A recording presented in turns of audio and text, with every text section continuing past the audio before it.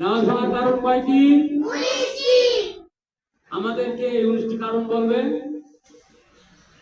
আমাদের এই 19টি কারণ বলবে মুনতাসির। মুনতাসিরকে মাইক দাও, আমাদের কারণগুলো বলবে। আর সামনে তো সর সামনেটা ক্লিয়ার আছে? হ্যাঁ। মাথার কি করে, মাথার কি কথা বলতে যাচ্ছে? নামাজ ভাঙার কারণ 19টি।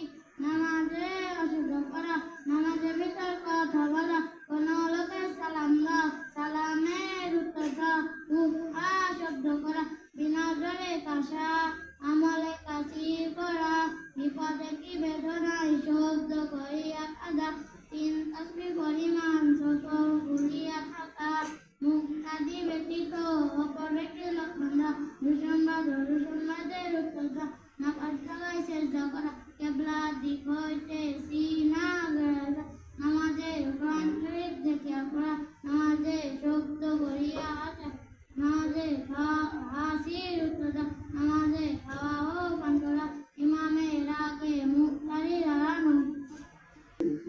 নামাজ ভাঙার কারণ 19টি আমরা জানলাম। প্রথম কারণ নামাজে অশুদ্ধ পড়া, অর্থাৎ নামাজে কোরআন অশুদ্ধ পড়া।